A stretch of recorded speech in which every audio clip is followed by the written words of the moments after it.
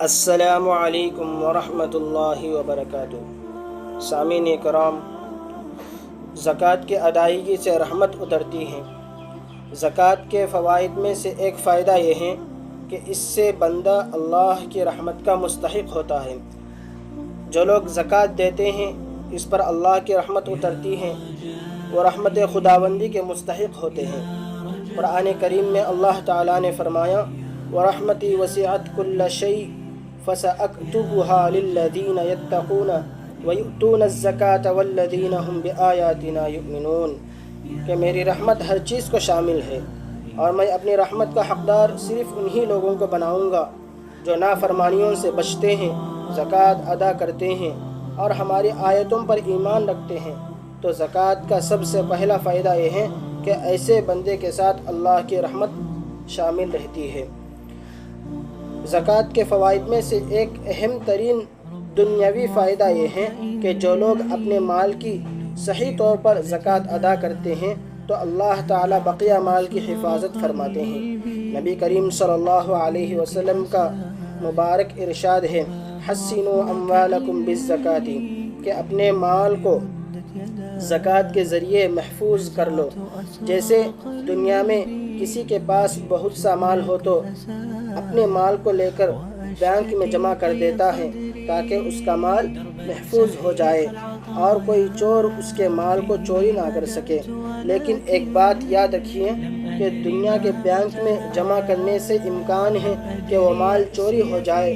ہو سکتا ہے کہ اس بینک میں آگ لگ جائے یا کوئی آسمانی آفت آئے جس سے اس کا سارا مال ضائع ہو جائے، ایسا ممکن ہے۔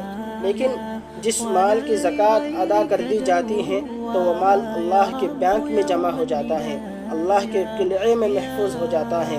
اب اس کے ضائع ہونے کا کوئی اندیشہ نہیں ہے۔ جب خود اللہ تعالی حفاظت کی ذمہ داری لے رہا ہے تو اس میں کیا شبہ ہو سکتا ہے۔